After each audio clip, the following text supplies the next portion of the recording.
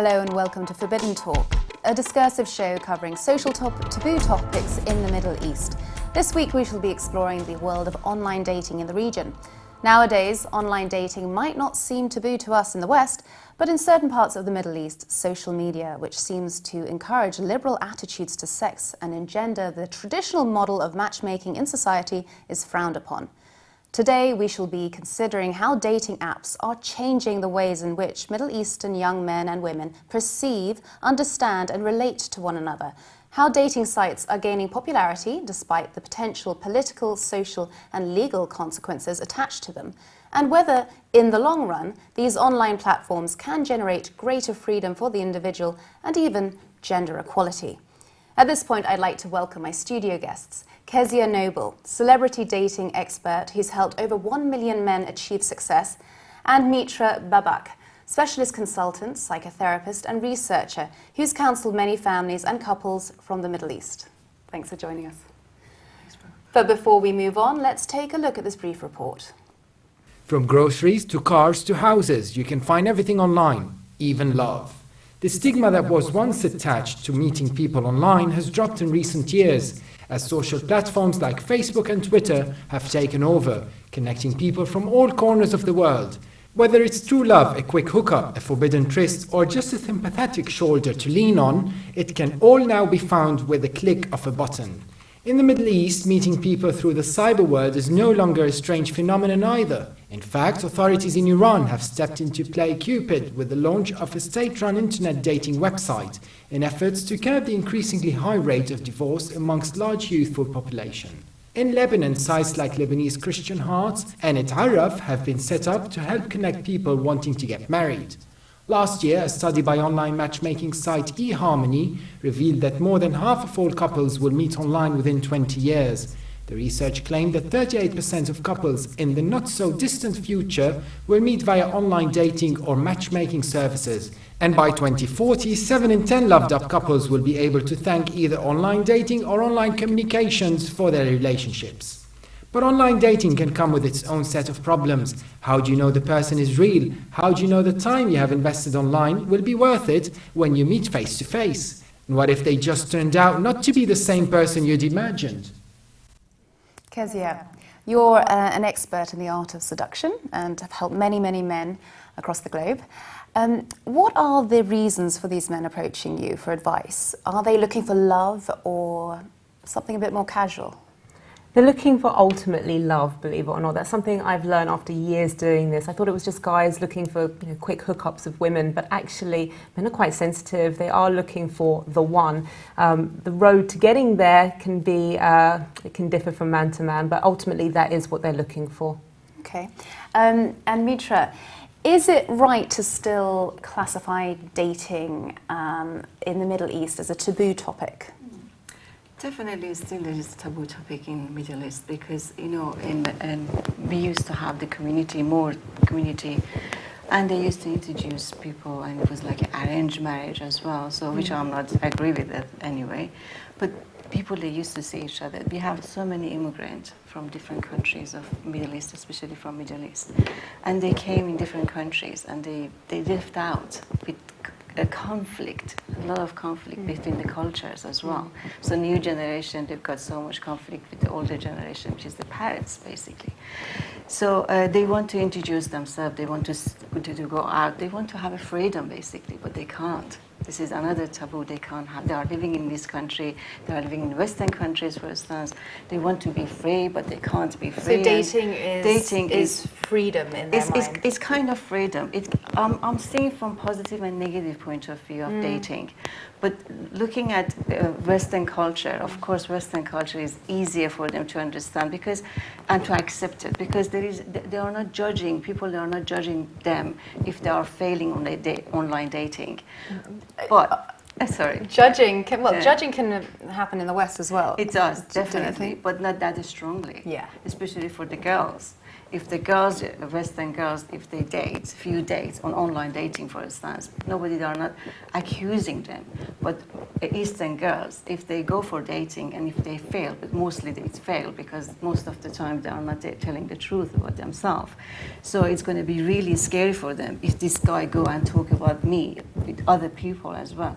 So there is a lot of issues there still is not solved yet. And Kezia, you work with a lot of Arab men, men from the Middle East. You have this sort of image of an Arab man being very alpha male, macho.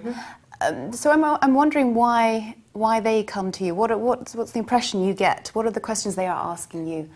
Well, even for Arab men, the role models are changing. I mean, if you look at the classic role model that men could follow, the alpha male, it was James Bond. It was very clear cut. But now, if you look at the media, the men can be quite beta, and often it's like the beta guy in the Hollywood movies is the one getting all the women. So it's all these mixed messages from the media, actually, more than women themselves.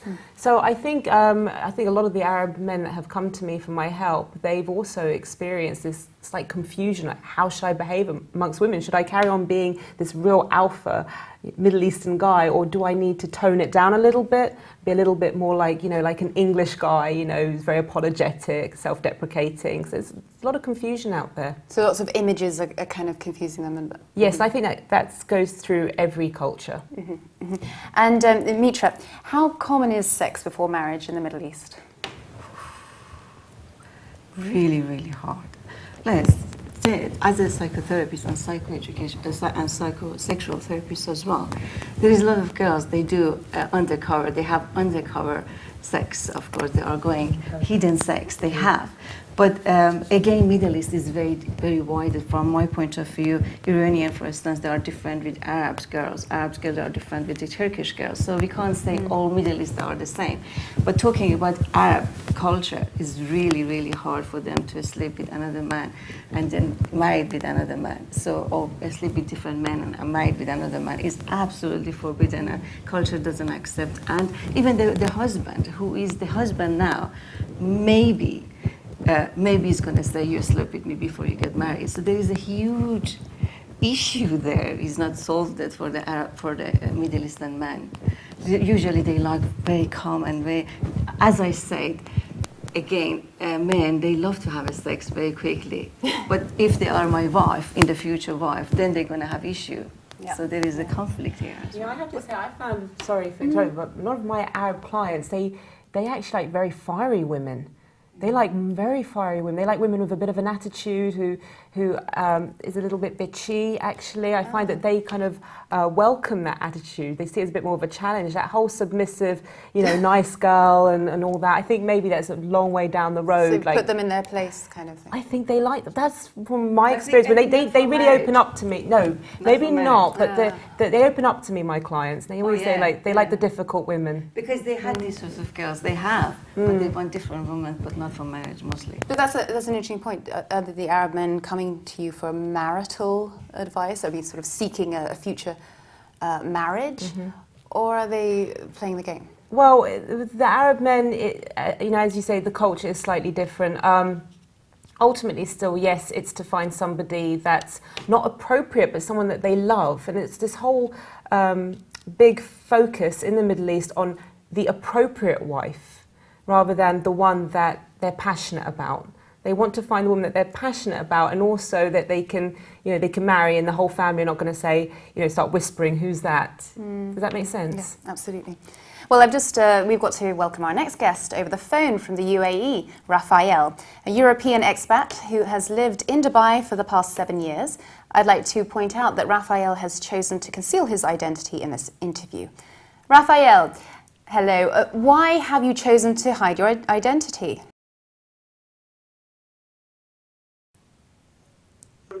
Well, I think it's mainly, first of all, thank you for having me on the show.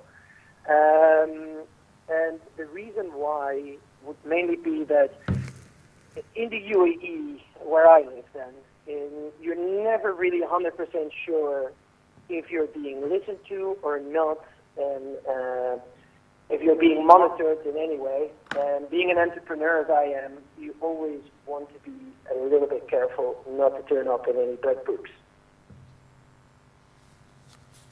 Right, and how easy, Raphael, is it to date in Dubai? Well, the dating scene amongst expats, it's quite intense. In that sense that Dubai is, in particular, is a very social complex environment.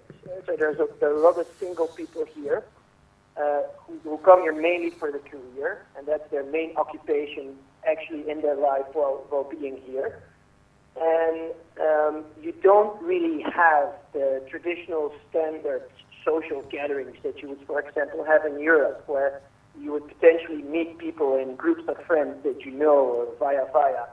It's a little bit more of an individual life here with very commercial meeting points. So most people meet each other in clubs or bars or restaurants.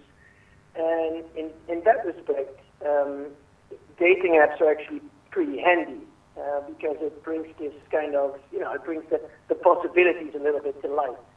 And it makes it far easier to connect with people that are generally harder to meet if you just go out, basically. Raphael, there are rumours of Tinder. It's Tinder you used, I believe. Yeah, correct. Tinder is, I think, one of the most popular dating sites. But there are dating rumours of it being banned in Dubai.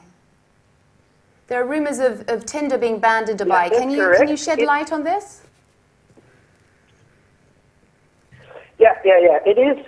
It's a bit of a strange sort of thing, Tinder here, because what I think what happened, and this is absolutely not official, is that at one point Tinder got massively popular, also amongst people who had other interests than just dating. So there were a lot of ladies offering themselves for particular services, and I think due to the high amount of those type of profiles on the application, it was shut down. But also because I think the government is aware that there are 85% expatriates in the UAE, that it became such a popular app that they might lost a bit of business. And because of that reason, it is actually on at the moment. It is not, I'm not so sure if both providers are offering it, but for example, my provider offers it, and it's highly used.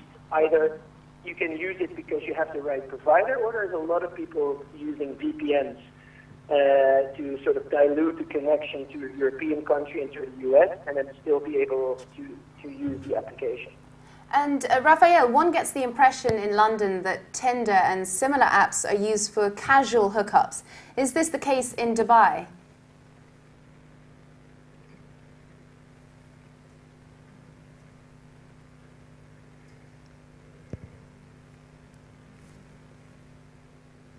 Raphael, are you there? Right, I think we have to leave Raphael now. Mitra, I just want to talk about maybe a conservative facade of Dubai, is it a modern phenomenon that the younger generation have to conceal who they're dating, or has that always existed, especially from girls from conservative families? I don't think so. I think it's very difficult for conservative family to have dating, especially their daughter, even their son. They don't accept their son even having dating for marriage, I mean. If the daughter-in-law from the future shouldn't be online through online dating, from my point of view, because I'm a researcher for culture as well. So a son-in-law or daughter-in-law shouldn't be through online dating. So this is quite hard for them to understand and accept that. But girls, they are doing hiddenly, they are doing, even married women sometimes, when they are not successful with the marriage, they are doing hiddenly as well, chatting, I mean. Kezia, in answer to the question I tried to pose to Raphael, Tinder and similar apps, are they more for the casual hookup? Yes. And is that the same in Dubai? I mean, have you heard? Tinder, for me, I'm not a massive fan of it. It's just about the way you look. Online dating, you get to talk about what you like and what your hobbies are, what your passions are. Tinder, it's just how does this person look and it's either yes or no. And I think that puts people in such a one-dimensional kind of box them into. It's so sad. And actually, there's even an app now that guys use just to like 1,000 pictures and just wait for one to come back without actually having to do it. They say it's too much hard work going through girls, and then they just look at what comes back. So, come on, that is a casual hookup, definitely. What do you think are the differences between guys here and guys from the Middle East and their approach to dating? Okay, so a lot of the guys that we get are from, let's say, Kuwait, and they said, look, we can't go and just talk to women in the street like we're doing here in London. We can only do it when we come to Europe and America and so on. So the only alternative they have is online dating. That's the only alternative. So we show them how that they can express themselves and convey their personality most effectively via online dating. Because a lot of guys, they put the same old nonsense on their online dating profile, like I like sport, I like to watch TV, I'm a fun-loving guy, and it's like, oh, it's so generic. You know, women need something that's like shouts at them. So is online dating a last resort for them? But unless it's an arranged, marriage or it's an arranged meetup, then yeah, but they can't. You can't go out in Kuwait and just talk to women. You get arrested almost for something like that. So they come. We show them how they can attract women when they leave, or they go to Dubai, or when at best, or they come to Europe. But then they have to go back, and it's how they talk to maybe the women that they're introduced to in a way that just they're able to convey like something a little that makes a bit more impact. So. And Mitra, what about the traditional dating boundaries in the Middle Eastern society? What are they? I mean, you say men can't meet women, so how does that? This is even Jewish people. They have their communities very strongly. Even in Western countries, they introduce the girl for their own son. They are looking for a wife, future wife for their own son, and it's traditional. Personally and professionally, I don't accept that, because when you don't know the person enough, how can you get married with the person? Man or woman, doesn't matter. But it still is very popular and acceptable, and online dating is not acceptable. And Kezia, has the art of wooing been lost with online dating apps? Yes, it has. Just to put it in perspective, there's now 50 million people in America that use online dating. And I think it's something like, it's 17 million that got married as a result of it. So there is a positive in it. But at the same time, what happens is people just rely on what they can write down and how good they can look on a picture. And they miss the point of actually talking to someone, making that eye contact. That's why a lot of people, when they meet someone from online dating, they go, wow, that's not the same person that was behind that screen. I was going to say, does that happen quite a lot? Yes, but there's something about, I personally I teach guys how they can maximize their chances via online dating, but I don't like it, because I've often seen a man in, let's say, a bar, and he might not be my type. But it's just the way he interacted with someone. It's the way he held himself. It's his energy that you can't get from online. That just made me go, aha, there's something about this guy. And they're losing that, unfortunately, of online dating. And Mitra, how, as a psychotherapist, do you have concerns about the safety of meeting up online? So much, absolutely, because people that are lying, they are not themselves. The positive side of chatting and online, you can experience, you can build up your confidence.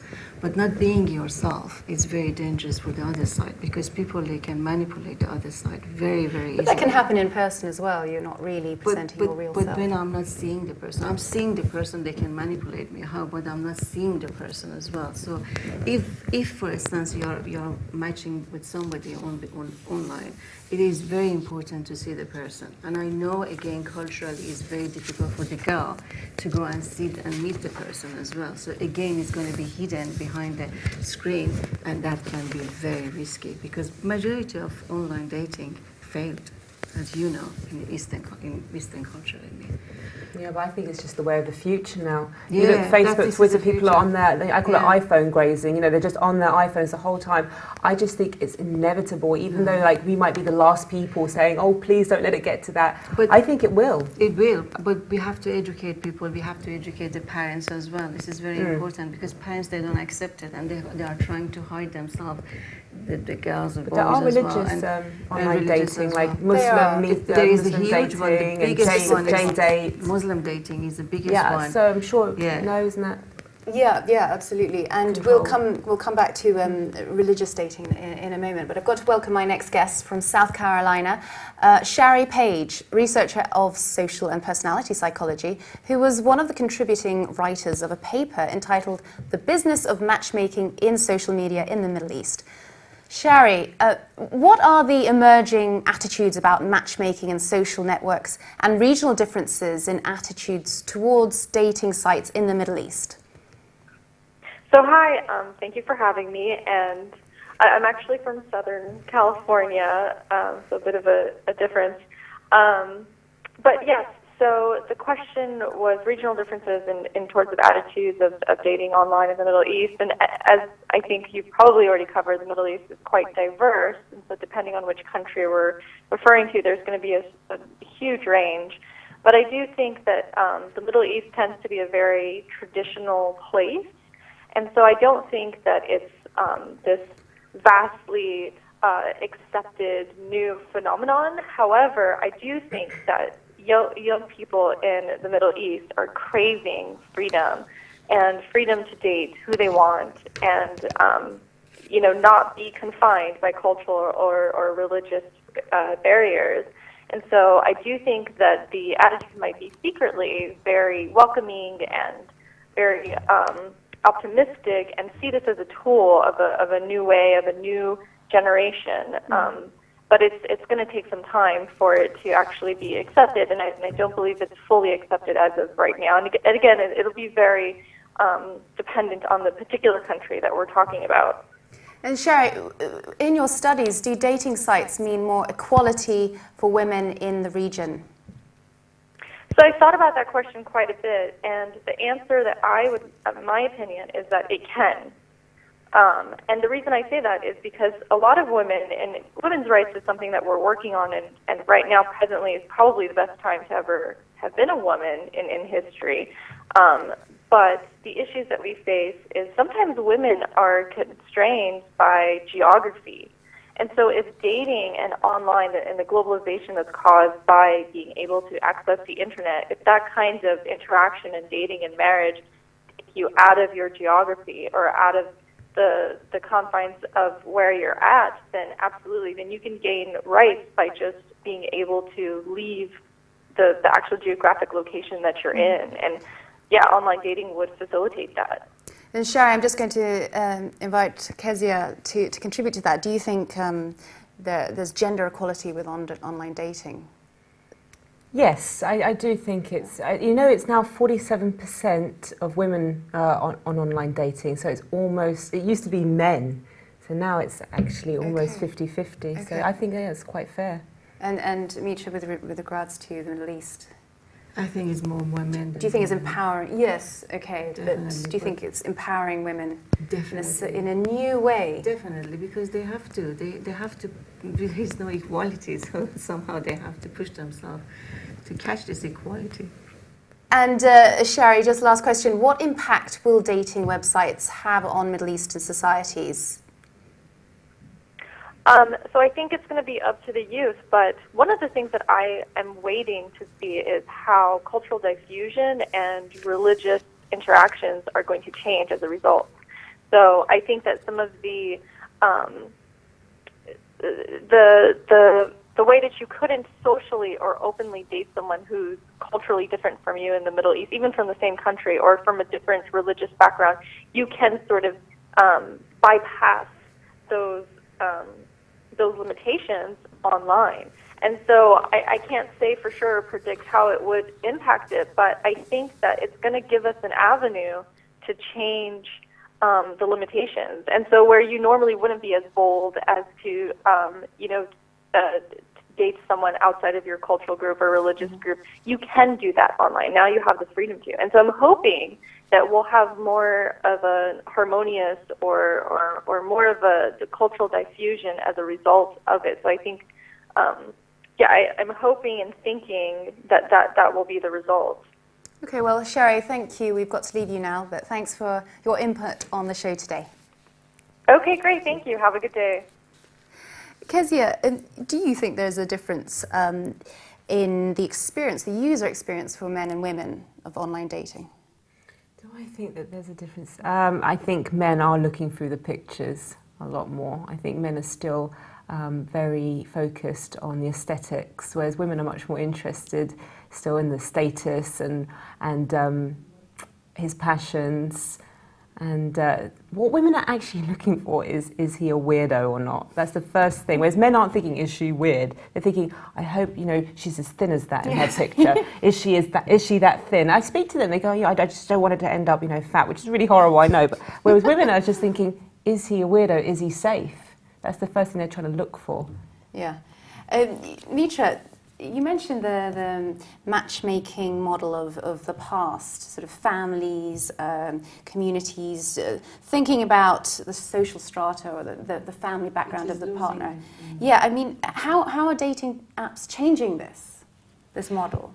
First of all, because of the immigrants, I'm talking about them. Immigrants. The immigrants, they moved here and they lost their families, the background and everything. So the new and generation. Also, they are not allowed to marry with Western men as well. So this is another problem. So this kind of dating is helping them to kind of traditional matchmaking again, and especially the Muslim dating, online dating, which is very different with your dating.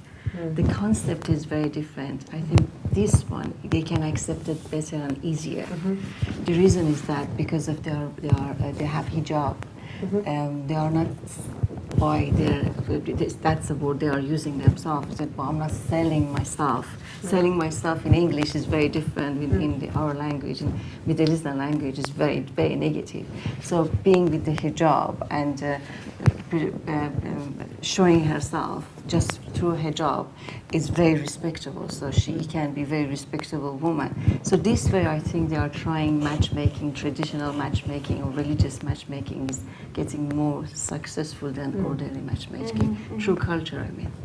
And there's a great difference between what happens in private and what happens in public in the Middle East. Oh, yes.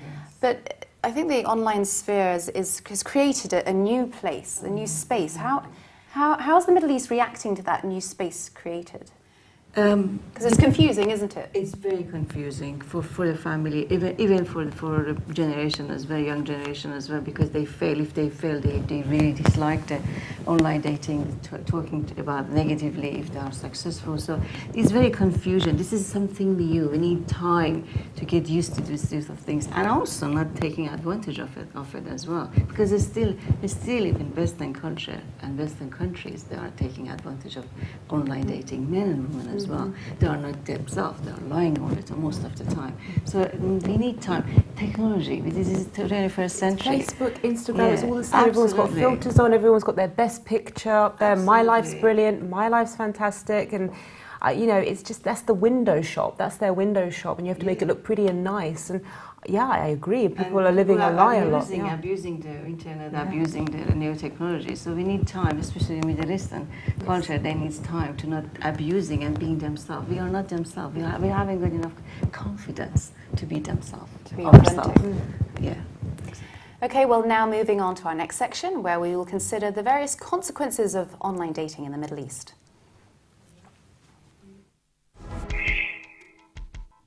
Because online dating can bring love to people, but are the consequences always positive? Do you have any fears for society? Yes, I just believe that there's nothing more attractive than human interaction, that one-on-one, looking into someone's eyes.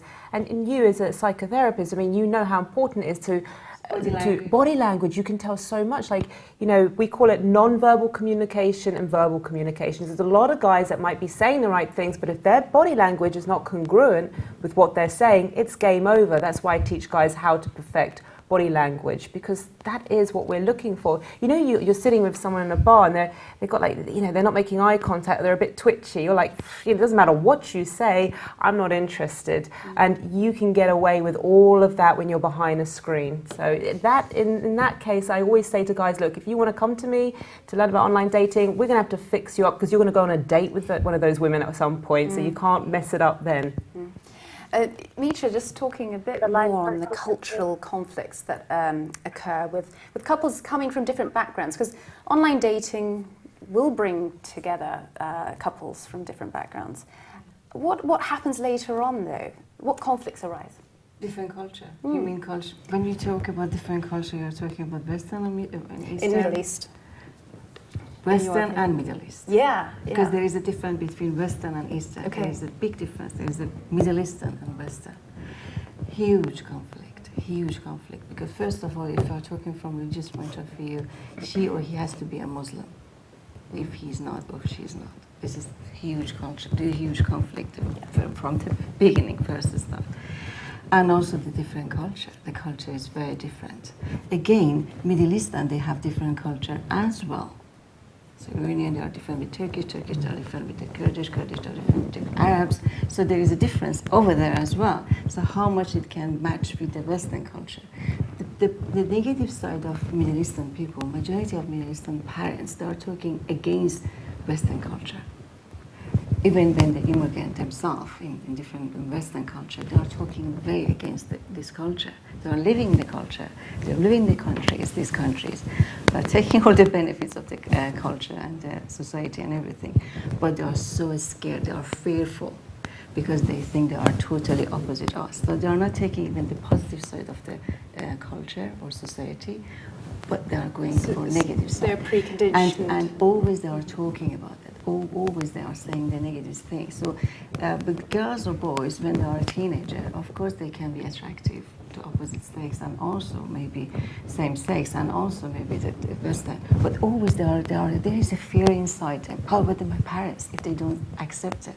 So how about your parents? Are they going to accept it? Are they going to accept it? So there is a conflict in the relationship from the beginning. So that's why they are not going, they are always keeping themselves to themselves because the parents and the culture telling them keep yourself to yourself and go. And Kezia, with guys from different cultures, do they have different ways of approaching women? And do you have to sort of step in and say, well, no, you can't approach a woman from the West like that, or Yes. in other ways? For instance, the Americans and the English have a total different approach to talking to women. Americans are super confident people. Socially, they are very confident that you can stand in the bar in California, man or woman, and someone will talk to you. They love to talk. Okay, so doing that in England, and also I find that the Arabic people are like much more sociable. They want to talk. They want to get to know someone. They're more warmer. They're warmer, so they touch more. They're more tactile. It's just part of the culture. And you go to Europe.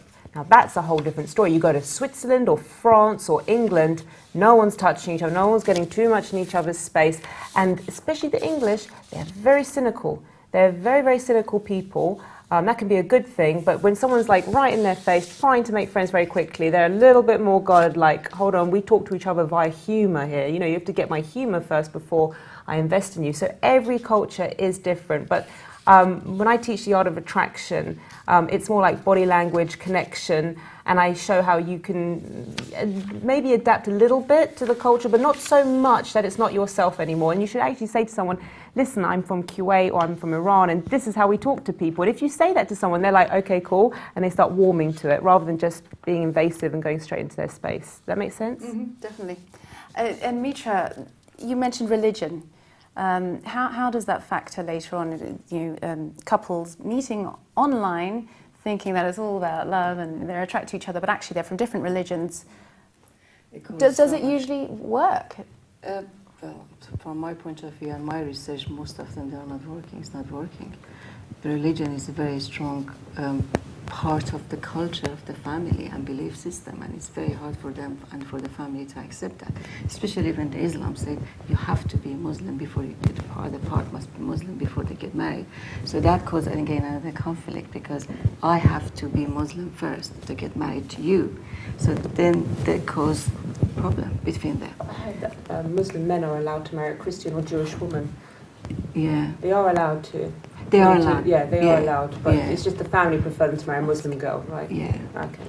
Yeah, and that's caused a lot of problem for them, of course. But I think it's the same with the Greeks, the Jews. I mean, they also have to marry their own people. Yeah, but it's forbidden. Mm. That's different. Yes. Religiously, it's forbidden. But yes, of course, Greek, they want Greek. It's cultural, yeah. Son-in-law or daughter-in-law, definitely. Or Christian, they want Christian again. But it's not forbidden to get married with non-Christian, for instance. There's a big difference. Well, with the Jewish culture, it is. It's hugely forbidden. Well. Absolutely. So, yeah. Jewish as well. Absolutely. And now for a female's perspective on dating apps. Joining us now is Carla, of Lebanese origin, who now lives and works in Dubai. She's also tried dating sites in the UAE. You've used dating sites in both Dubai and Bahrain, Carla. Could you elaborate on the differences in the dating world in the two places? When I used the dating site in Bahrain, it was some time ago. It was maybe 2009, 2010. So it was very different to the current landscape. At the time, I had tried a site called eharmony.com, and then I left the region and I was in Europe. And when I came back, I recently tried a few of these sites like Tinder and Happen. So I don't think it's so much the difference in countries, but more the difference in the apps, how they've developed in terms of dating sites. But in general, I would say when I was in Bahrain, I was exposed to a lot more British people on those sites, like on eHarmony, versus now in the region, you have a lot more Arabs who are on these sites like Tinder and Happen, because I think they're much quicker to use, rather than sites like eHarmony, which require people to really fill out a form. It's a really lengthy kind of questionnaire that you have to complete, and I think that Arabs, maybe in general, don't really have the time or are thinking of filling out a form that way. And can you tell us about how the app works? I mean, are you free to contact men in the same way as they can contact you? Yes, I mean, they're the same apps, whether you use them in the Middle East or in America or in Europe, they work the same way. So you have to first match with someone. So I have to like someone and they have to like me back. And once we like each other, we can openly communicate with one another. I mean, whoever makes the first move. It's just a question of whether you feel comfortable or confident enough to want to make the first move and write to a guy rather than wait for him. And I think this has nothing to do with culture so much, but it's just a question of your personality, whether you want to approach it. Maybe the cultural difference is that in more Western cultures, women won't feel as restricted or would feel more open to contacting a guy first, whereas in Arab culture, the woman contacting a guy first would maybe not necessarily be frowned upon, but you're supposed to wait for the guy to make the first move. And in Dubai, kissing and holding hands are not technically allowed. So how free are girls to date guys in public? I mean, where do you meet? Well, you can still date and go out and go for dinners and go to clubs. It's just PDA, public display of affection, is not allowed. So whether you're Arab or you're foreigner, the rules apply to the same. But I think it's very different if you come from a local family or local background. Like, for instance, if you're Emirati and you live in the UAE and you have family and siblings, then it's a different.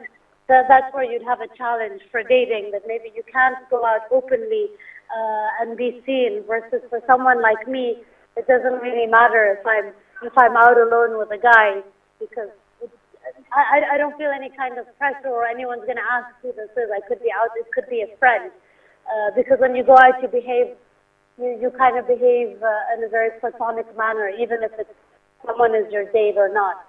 You won't be kissing a guy and really holding his hand unless if maybe you're married to him or it's a really serious relationship. And how safe do you feel using these sites? I mean, have you ever met someone perhaps you connected with online but then didn't in person? They're quite different questions, I appreciate. So how safe did you feel? I mean, in general, I think the use of dating apps in the Arab world and abroad is pretty much the same, in the sense that you never are going to feel 100% safe, because who you meet online, you never know who they really are. So whether they're Arab or not. But the difference, I think, is that I don't I'm never interested in men that have Arab names, actually. So if I see a guy with an Arab name, I quickly put a no on it because I automatically want to eliminate any kind of attracting a man with double standards. Because I don't, in that sense, it's not about his safety. I don't feel I would be treated as an equal. I feel that Western men would regard me, would not look at me any differently if I'm on a dating app or not, versus an Arab man, I feel, would maybe not consider me for something serious, even if he really liked me, because his mentality would be like, oh, well, she was on a dating app. Oh, was she on a dating app? Was she just on it for fun or looking for casual sex? So I feel there is a bit of a stigma attached to women being on these dating apps with Arab men. Sorry, did you say there is a stigma attached to dating Yes. sites? Yeah. I think so. And how does say your family react to that? Well, no, my family don't really care. I mean, if they knew that I met someone online, they wouldn't mind because I was born and raised abroad. So I think in my situation it's a bit different. I was born in Kuwait and raised in Bahrain till the age of 10, and then I lived abroad, and then I worked in the GCC. So my family can't, given that I was raised abroad and in different cultures, I don't think that they expect me to conform to a specific kind of way of doing things. So if I met someone online and we were to get serious, I don't think they would think anything of it. Okay, well, thank you, Carla, for sharing your experiences, and thanks for being with us today. Oh, you're most welcome. Thank you. Mitra, in Iran, the Iranian authorities have recently launched a state-run dating site to curb the amount of divorce that is going on between the youth. I just wanted to ask, is it the state's role to matchmake people? No, I think it was years ago, maybe Rafsanjani's time. He started doing, because majority of Iranian, they are Shia. So Shia, you can just say a few words and you can be halal to each other. So you don't need to marry. So it's called sigha. So from their point of view, they thought if they make like a dating Muslim ways, having the portfolio of the girls, not men, girls, with the photo, so people they can go and have a sigha for how many hours. This way is going to be halal, not haram. So that was, I'm so glad it wasn't successful, because that was ridiculous. So yes, they by government they tried to do that years ago, but then they stopped. But girls and boys in Iranian, it doesn't matter. It's the government we have for 35 years, but Iranian and girls and boys, they are very open-minded, and also they are doing so many underground things, which is even forbidden for Western countries. Sadly, they are going too far. When it's forbidden, you know how dangerous it can be. And it's underground, terrible group sex, changing partner to each other. Not all of them, of course, some. And that's the very sad news to having this kind of environment and also society. But yes, there is a dating for Iranian, but not official like the Western. They did official just through government only, but it wasn't successful. Okay, we'll just leave it there. We've got to introduce our next guest over Skype from Beirut, is the CEO and co-founder of online matchmaker eTarif, dubbed the first Middle Eastern dating platform for Arabs by Arabs in Arabic. Cedric, what incited you to create an Arab marriage-oriented dating website?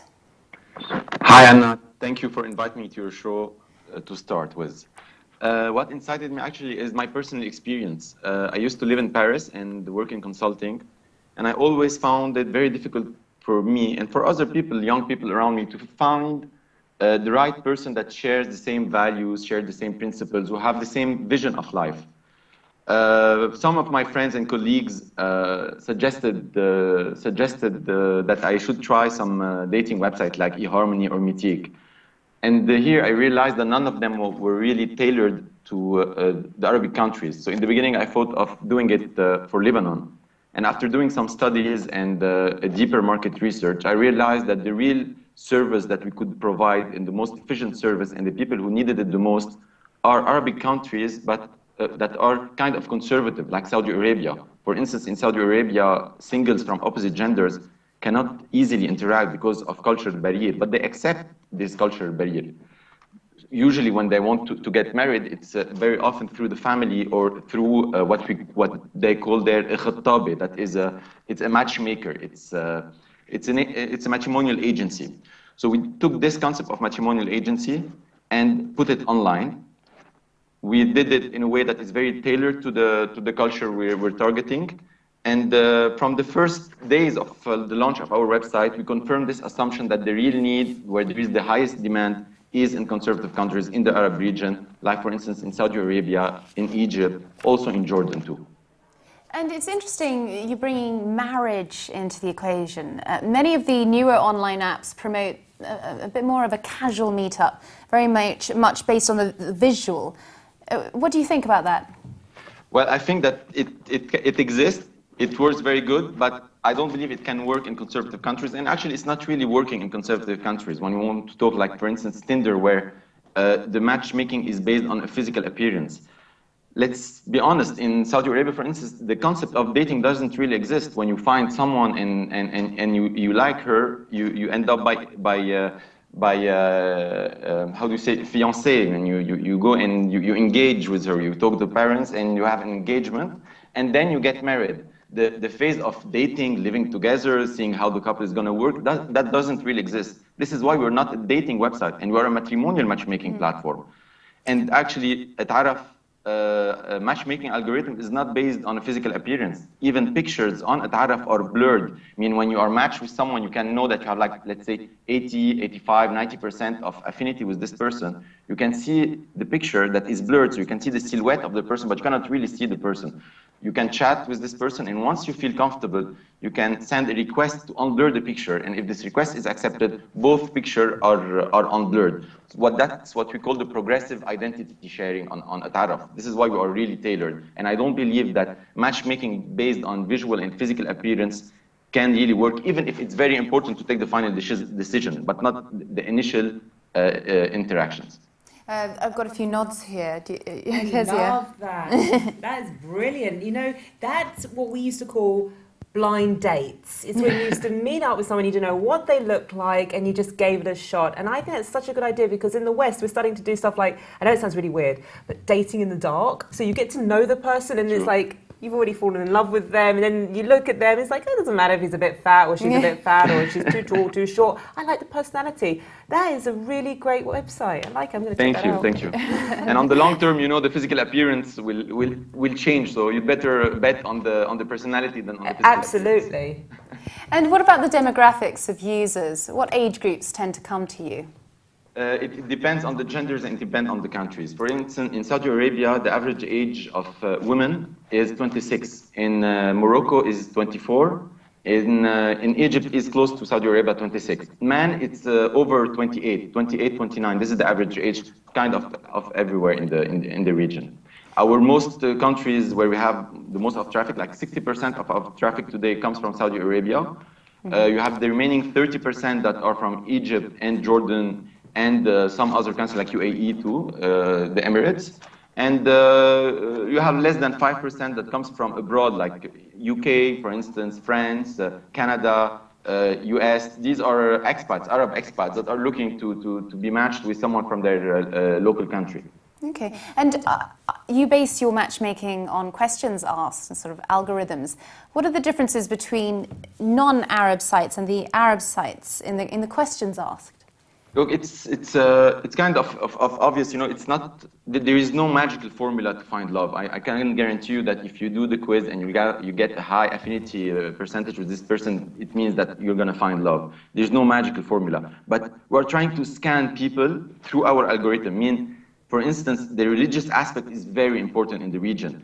For instance, more than 90% of Sunni women in the region, and more particularly in Saudi Arabia, are looking for someone that is also Sunni. It's very important. So this we are already doing the first scan.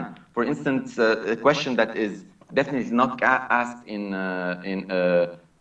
dating websites of the West is, would you date a woman who lived abroad for more than a year? For instance, in Saudi Arabia, over 60% of men prefer to be matched with a woman that didn't live abroad for more than a year in case of her studies or in case of work.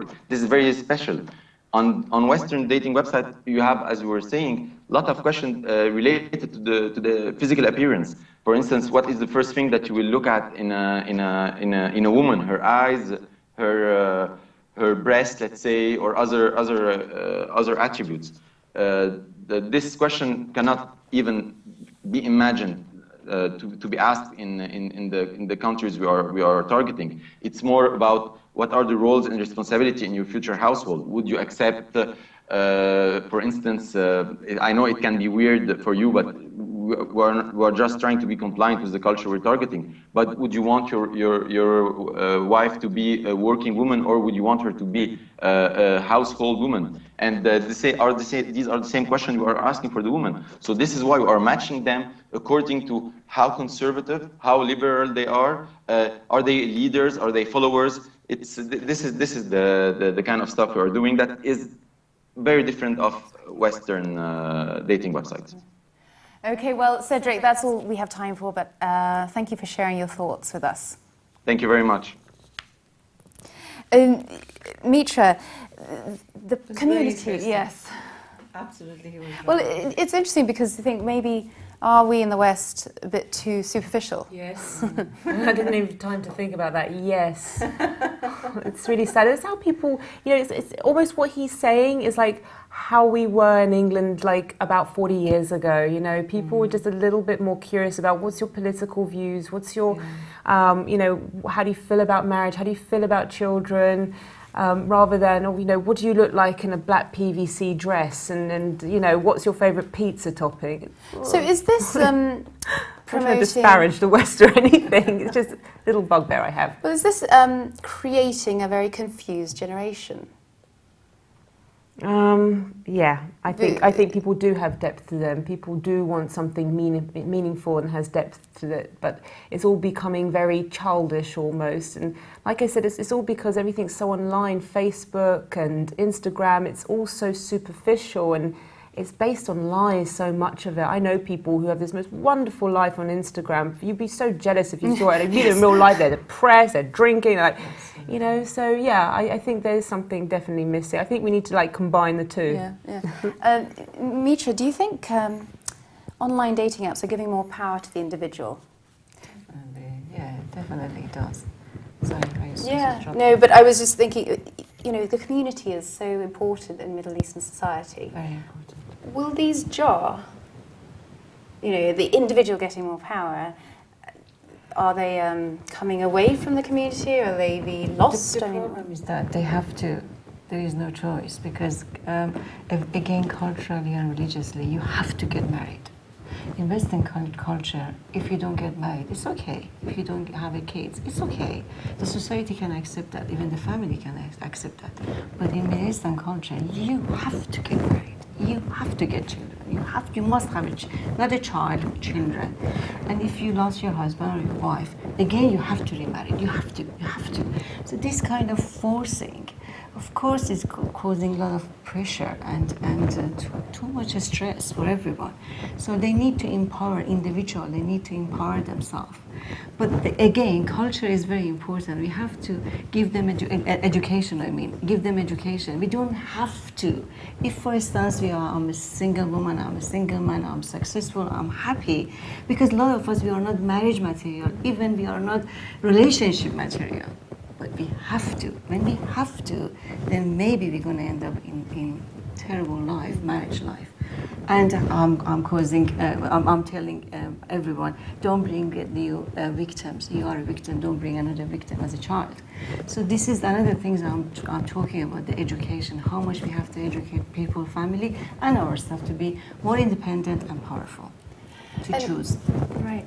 And Kezia, final question: Is there a difference between people meeting online and people meeting in person With regards to the long-term relationship, there is still a little bit of a stigma with online dating. It's fading now. A lot of people are just like, yeah, we met online dating, but there's still a bit of this, oh, should we mention it? There's a bit of this embarrassment. So there's that difference. And I do think people can tell if they can connect much sooner when they meet. Online, you can't tell if you're going to connect or not. So you start thinking, yeah, I've got this meaningful connection going on, and then you meet, and it's a bit... Well, it's the spark. There's no spark. Yeah, exactly. Like I said, non-verbal communication is 80% of attraction. How you're holding yourself, your energy, your persona. You can try, but you cannot get that message across online. Okay, well, we'll leave it there. That's all we have time for, unfortunately. It's been an extremely interesting discussion, and I hope you've enjoyed it. To love and to be loved are and always have been part of the human condition. People across the globe are hungry to engage and connect with each other. The popularity of social media sites only proves this. As far as the Middle East is concerned, is social media paving the way to greater freedom for citizens and even gender equality? Maybe dating apps and sites are part of the wider movement towards those hopes. I'd like to thank all my guests on today's programme, Raphael and Carla, for sharing their online dating experiences, Shari Page, Cedric Malouf, and of course, Kezia Noble and Mitra Babak with me here in the studio. Thanks for being with us. Thank you. And just to add, you can subscribe to Levant TV's Forbidden Talk YouTube channel, like us on Facebook, and follow us on Twitter. Until next time, goodbye. Great.